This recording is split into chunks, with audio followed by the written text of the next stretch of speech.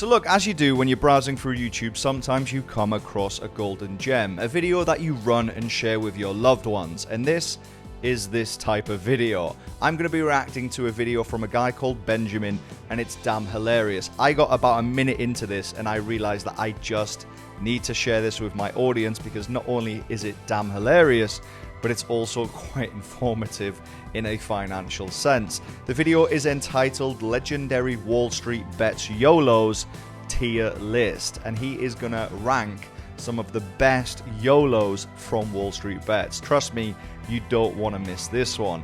Now, in full transparency, I am a little bit tired. I am a little bit wound up. So to spice things up, I thought, what better opportunity am I going to get to share with my beautiful audience? At this point, we've probably just cleared 14,000 subscribers to share with you one of my favorite whiskeys. If you ever get a chance, open up a Macallan Enigma, then I strongly suggest you do so. So to the 14,000 people who subscribed, and majority of you still don't watch, Slante. So let's give this video a whirl. If you're a long-time member of Wallstreetbets like myself, your personal experience with YOLOs is most likely as such. Losing the entire position, or losing the entire position. This guy's videos are absolutely hilarious.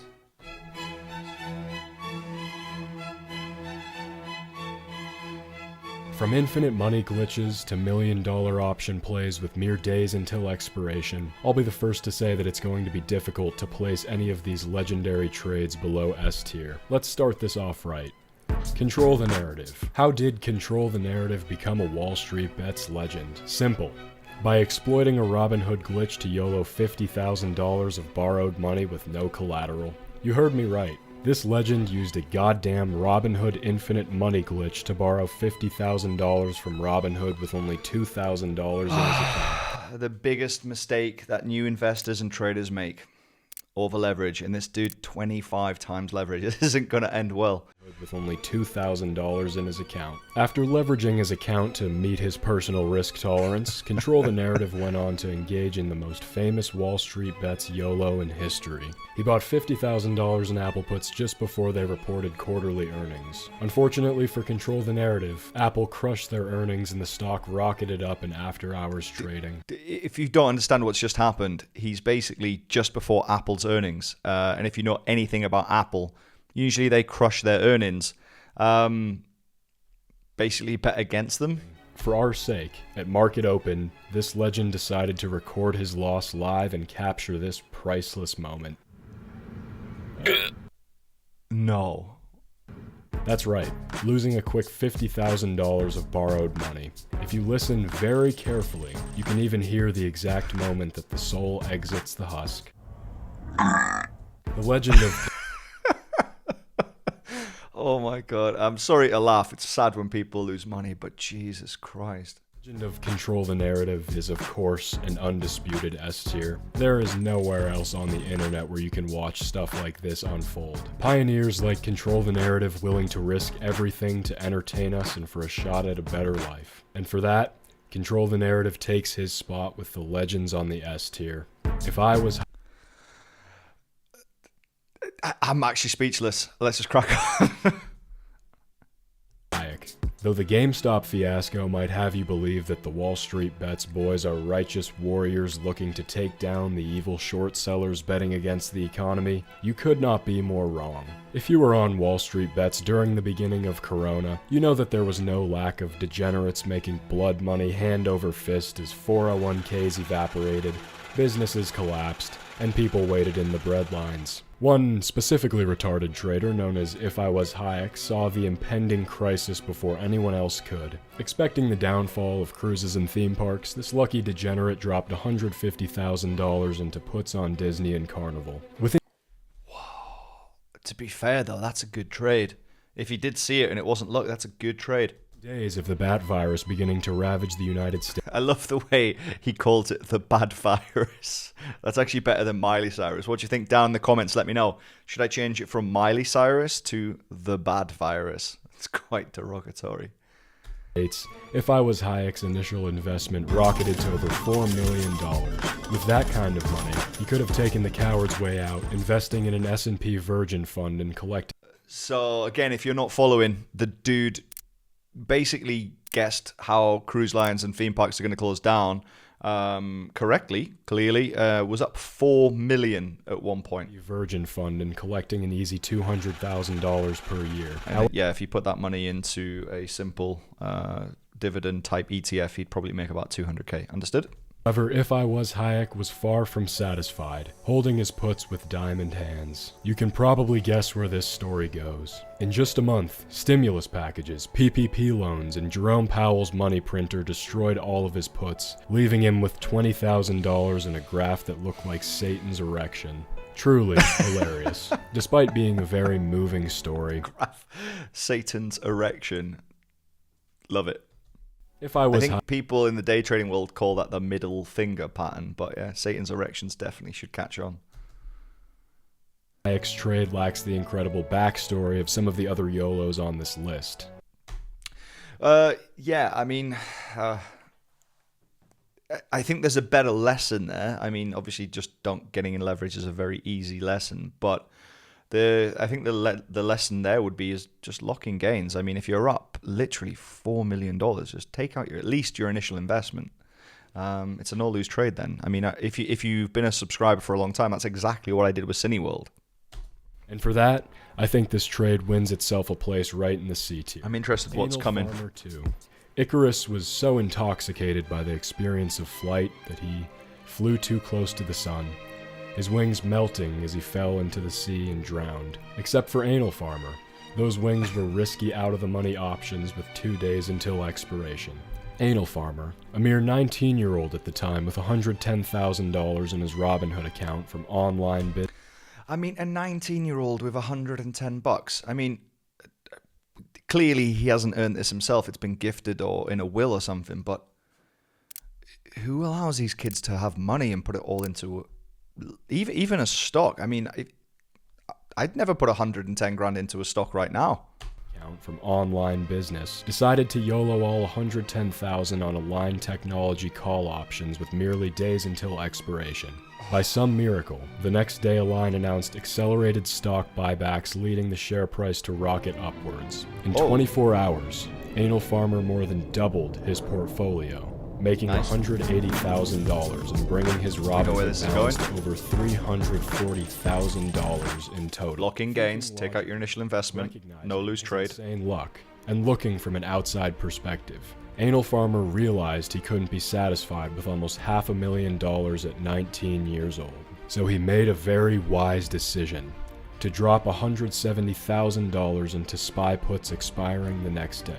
In another stroke of insane luck, the next day Mango Man announced new tariffs which tanked the entire market. While most traders were considering going long rope, Anal Farmer was sitting on a $277,000 gain, bringing his total portfolio value to $646,000. Please don't tell me he lost it. Intoxicated by the prospect of that $1 million screenshot, Anal Farmer let emotions cloud his judgment. Shortly after making more than $500,000 in less than a week, he decided to YOLO $700,000 into out-of-the-money SPY calls expiring in 1 day. For some of you newcomers who may not understand what that means, that's like incomprehensibly retarded. That means every second the share price is below your strike price, you're literally burning money. And his money did burn.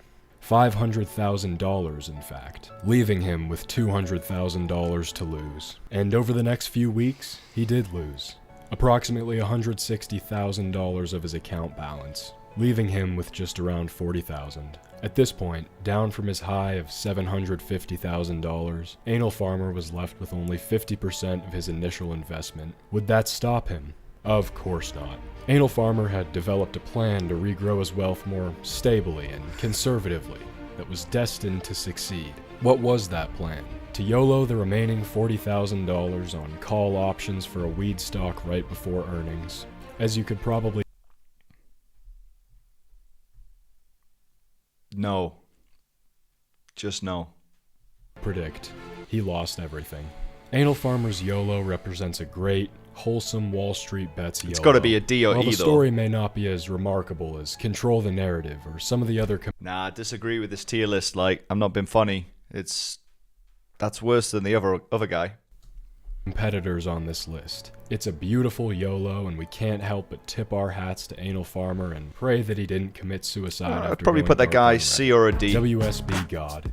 In April of 2019, this diamond-handed degenerate bought $26,000 worth of Tesla 450 Leap call options expiring in 2021. To some of the newcomers, I'm seeing a pattern here. People who trade options and are novice investors or on Wall Street Bets lose money. Am I the only one seeing this? that may not seem completely insane. Keep in mind, however, that Tesla at the time was trading at around $50 per share. By August, WSB God was down 60% on his position. After losing over $10,000, he did what anyone would do if they were mentally slow. He doubled down on his position and held the line. In WSB God's case, he was rewarded. As Tesla mooned through the winter, his initial $40,000 investment grew to over $1.3 million. Wow. But of course, that wasn't enough. Is anybody else feeling this? Like, I am genius. You just won the lottery. Take some off the table, guys. It's the biggest thing. Take your gains, or at least your initial investment. Then it's a no-lose. We know how this is ending. In January, WSB God bought $120,000 in Tesla calls at the $1,000 strike, expiring in just 2 months. They called him a madman, another delusional autist caught up in the rush of quick gains. What happened? Tesla rocketed to over $900 per share in the next month, bringing WSB God's portfolio value to almost $4.5 million from an initial $40,000 investment. You've got to ask, we know how this is going to end, but why the hell are people not taking gains? How much do you need? Like, you've $4 million, how much do you need? Take half off. I'm done. Some speculation as to whether or not WSB God faked his gains in an attempt to uphold his reputation as the god of Wall Street bets. And for that unfortunate reason, we simply can't offer him a position amongst the true legends. WSB God's YOLO lands himself right in the C tier. If there's one man who has the power... so it could have been, like, photoshopped, understood.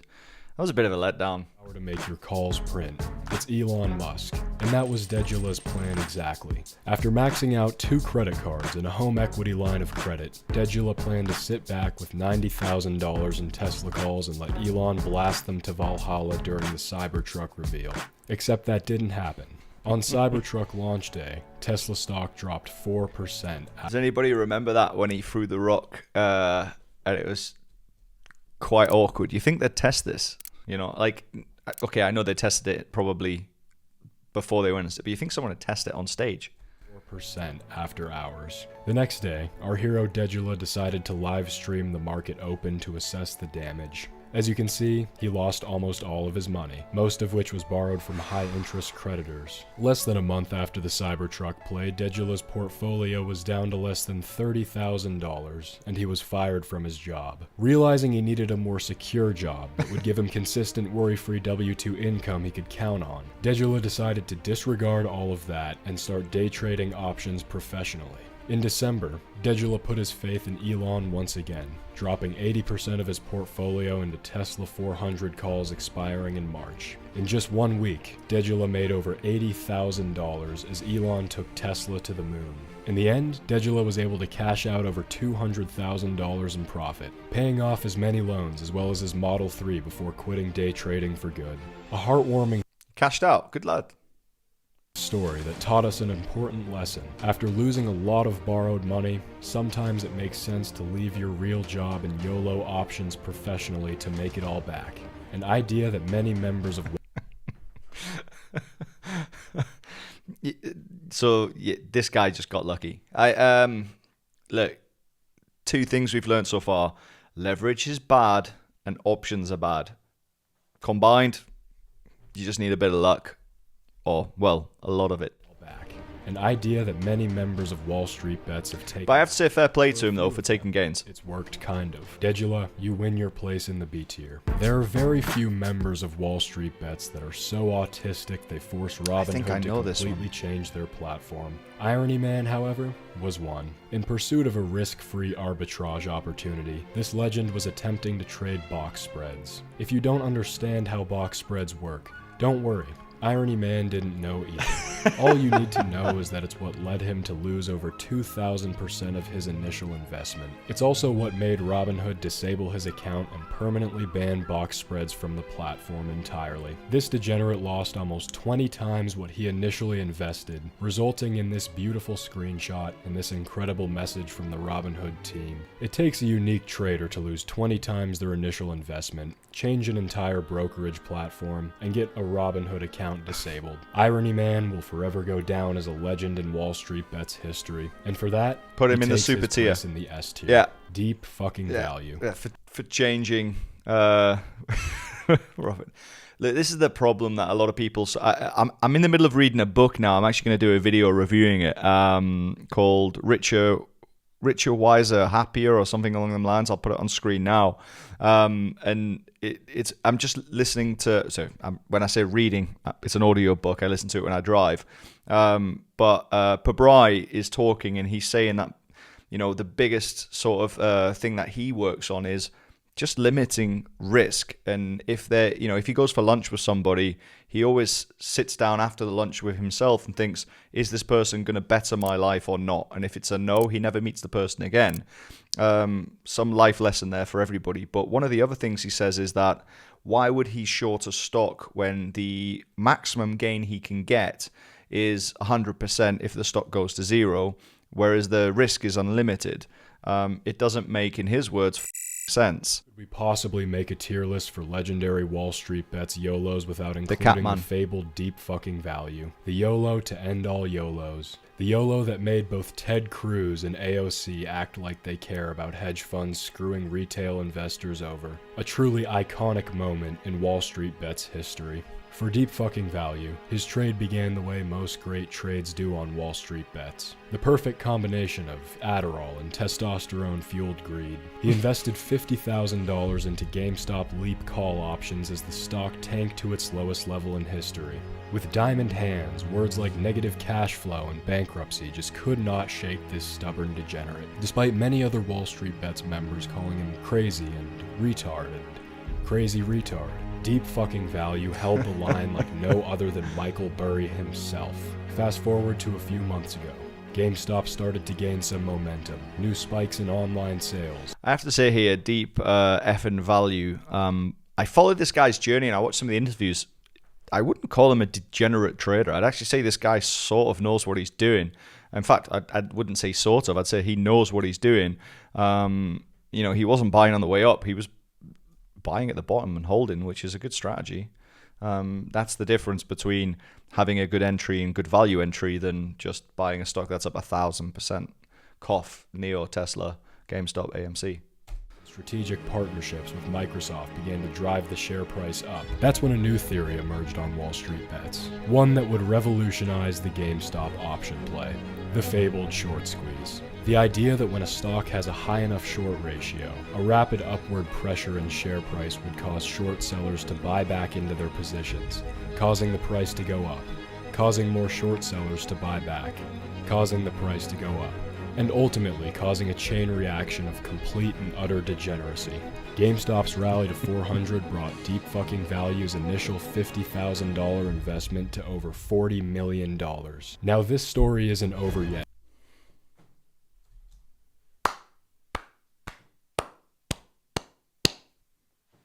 What a trade. We've seen many great legends let their pride become their downfall.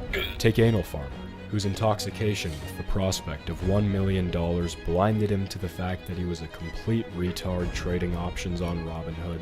However, regardless of what happens to deep fucking value's portfolio when this is all over, he has absolutely earned his place among Wall Street Bets legends in the S tier. Each one of these YOLOs has molded Wall Street Bets into the flourishing and vibrant place it is now. To each and every one of the legends on this list, I commend thee, And to the degenerates watching this video, giddy with Robin Hood in hand, I wish you nothing but green accounts and one-way rockets to the moon. So look, hopefully you're still with me and you've learned something here. The first thing is, don't use leverage at all, ever. There is no need to. If you can't afford a couple of $1,000 to go into a trade or whatever you're using leverage for, then you probably shouldn't be in it. Leverage is designed for people who have diversified portfolios and they don't need to sell out of an asset or an equity to buy another one. Don't use leverage. There is no need to. It's not a race to the top. The second thing you probably learned is lock the gains in. I mean, you've seen a lot of people here go from superhero to villain literally instantaneously, and in many cases owing your broker money. Just don't let it happen. There's no need for it to happen. So yeah. Well, look, that basically was that video. Go and check out Benjamin's channel. For me personally, I absolutely love it. I've seen some of his other videos as well since subscribing. This one I didn't watch, and unfortunately for me, I have to give it a solid 5 out of 10 because it started really good and then it got worse, but that might just be because of the quality of trading. But Benjamin, I commend thee, fellow YouTuber, better YouTuber because you got much more subscribers. But if you do enjoy these type of reaction videos, let me know down in the comments. Smash that like button and drop the code word down below, YOLO. And if you want to learn about more how to pick stocks correctly, check out the video up there and I'll see you in the next one. Take care, God bless, peace.